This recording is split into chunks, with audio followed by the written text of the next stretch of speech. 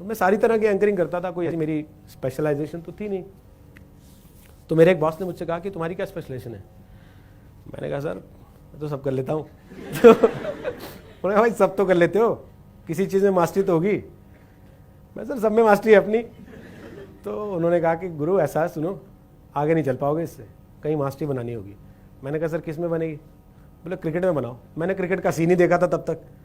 मैं तो अपने घर के बाहर क्रिकेट नहीं खेली थी आज तक कि बॉल तेज लग जाती थी।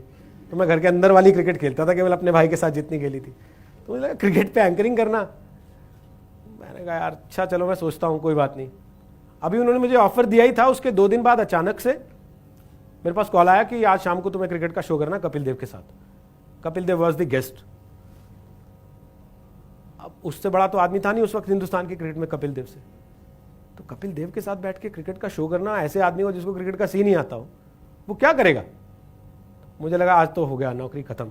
आज ये आधे घंटे के शो के बाद तुझसे बुला करेंगे भैया ऐसा कुछ ना आता तुमको, तुम अपना वहीं करो, पर्दे के पीछे रहो, वीडियो एडिटिंग करो।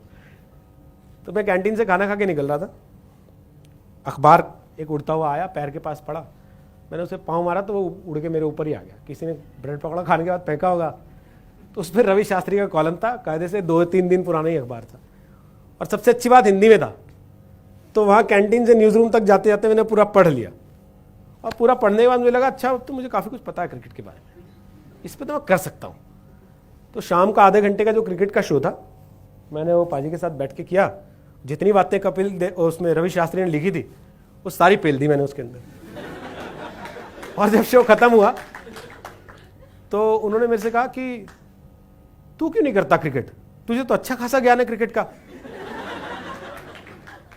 मैं अब उनसे क्या बोलता? मैंने कहा सर मैं क्या बोलूं इसमें, आप बोलो इन लोगों से, आप बोलोगे तो हो सकता है ये मेरे से करवा लें, मेरे को तो कोई दिक्कत नहीं है करने में। तो बाहर निकलते ही उन्होंने मेरे बॉस से कहा यार तू ऐसे मुंडे ने कराया करना, इसको बड़ा आता है क्रिकेट का यार, तेरे बाकी लोग तो मेरे से ही पूछते रहते हैं क्या पूछना है। तो हिंदुस्तान का सबसे बड़ा कप्तान आपकी पैरवी कर रहा है वहां पे खड़े होके, और आप सोच रहे हो कि यार मैंने गलत किया या सही किया।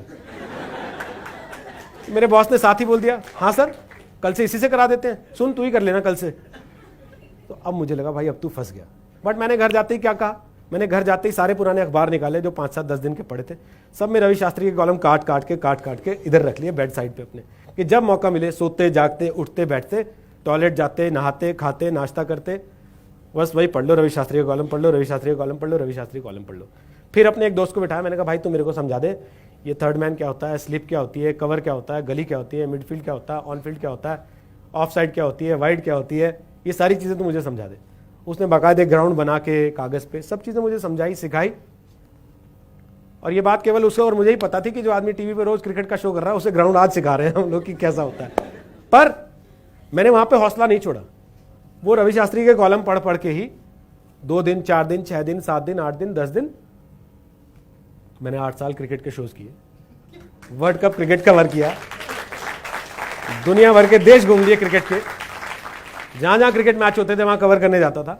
और आपको यकीन बताऊं पहली बार जब मुझे सड़क पे किसी ने आके रोका, मैं कॉम्जम रेस्टोरेंट में खाना खाने गया था रात में निजामुद्दीन पे, तब नया नया खुला था, बहुत क्रेज रहता था उसका, बहुत भीड़ होती थी वहाँ, तब उसकी इमेज इतनी ख़राब नहीं थी जितनी आज ख़राब है, लोग परिवार के साथ भी आते थे। तो मैं गया वहाँ पे बैठा हुआ था मैं अपने दोस्तों के साथ 2-3, तो 3 लड़के आए आपकी एज के मेरे पास 20-22 साल के, भैया आप रोहित सरदाना हैं?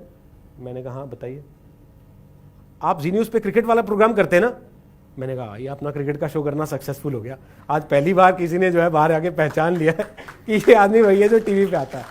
आप सोचो मैं जब अपने घर से निकला था तो मैं ये थॉट लेके निकला था कि भाई आप जब बाहर निकलो तो लोगों को आपको पहचानना चाहिए।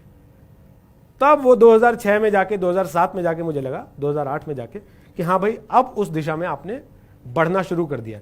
अगर मैं पहले दिन उससे कह देता कि सर मेरा तो क्रिकेट में कोई ऐसा है नहीं इंटरेस्ट, मैंने कभी जीवन में क्रिकेट खेली नहीं, जैसा हम आमतौर पर करते हैं, कोई अपॉर्चुनिटी आती है हम उसको अपने उस पर टेस्ट करते हैं कि भाई हम इसके साथ कितने कंफर्टेबल हैं, और हम फाइनली उसको डिनाई या एक्सेप्ट कर लेते हैं। वहां पे आने के बाद वहां क्या होता है, वो अपॉर्चुनिटी जब हमारे हाथ से चली जाती है फिर हम बैठ के रोते हैं कि यार मौका आया था चला गया, किसी और को मिल जाता है, वो उसको एक्वायर कर लेता है, वो उस पर अपनी अचीवमेंट्स गेन करता है और फिर आपसे आगे बढ़ जाता है, आप वहीं के वहीं खड़े हुए देखते रह जाते हो।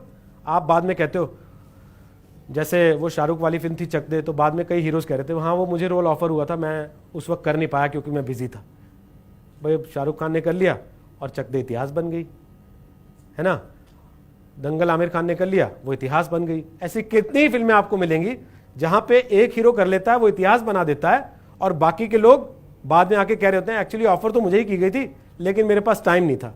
भाई तब तेरे पास टाइम नहीं था, अब तेरा टाइम खराब हो गया इसी वजह से। आप लोगों को मेरा यह सुझाव है कि जीवन में जब भी कोई ऐसा मौका आता है, कोई अपॉर्चुनिटी आती है, कोई ऐसी चीज आती है जहां पे आप हो सकता है उस समय उसके मास्टर नहीं भी हो, उसको डिनाय मत करो, उसको धक्का मत मारो, उसको लात मत मारो, उसको पकड़ो, अपने आप को जज करो। अगर आज की तारीख में कहीं आपको लग रहा है कि आपके पास थोड़ी सी भी पॉसिबिलिटी है कि आप उसको जस्टिफाई कर सकते हो अपने आप को थोड़ा सा मॉडिफाई करके, तो उसको करना चाहिए, उसको छोड़ नहीं देना चाहिए। क्योंकि जब आप छोड़ दोगे तो वो किसी और के लिए हो जाएगी, और जब वो किसी और के लिए हो जाएगी तो आपका कंपटीशन आपसे वहां से आगे निकल जाएगा, आप उससे पीछे रह जाओगे। तो मैं आप लोगों को सिर्फ इतना ही आज ये कहना चाहता हूं कि हम लोग बहुत सारी चीज़ों में, बहुत सारे मौके आते हैं जीवन में जहां हम बहुत छोटी छोटी बातों से कि अच्छा इसने ऐसा कह दिया, उसने वैसा कह दिया, इसने तो मेरे मन का नहीं कहा, मेरी मम्मी ने ऐसा बोल दिया, मेरे पापा ने ऐसा, हम उन चीज़ों को जाने देते हैं और फिर बाद में हम पछताते हैं।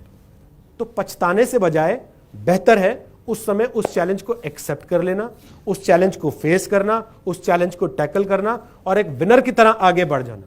जब आप एक छोटे से चैलेंज से भी जीत के आगे बढ़ते हो ना, तो अगले चैलेंज के लिए आपका कॉन्फिडेंस 100% बढ़ जाता है। फिर सामने कोई बड़ा चैलेंज भी आता है तो आपको लगता है कि ठीक है जब मैंने वो कर लिया था तो ये क्या चीज है, मैं ये भी कर ही लूंगा। और जब आप ये सोचते हो ना कि मैं ये भी कर ही लूंगा, तो फिर आप कर लेते हो। फिर कितनी भी दिक्कतें आए, फिर कोई आपको रोक नहीं सकता।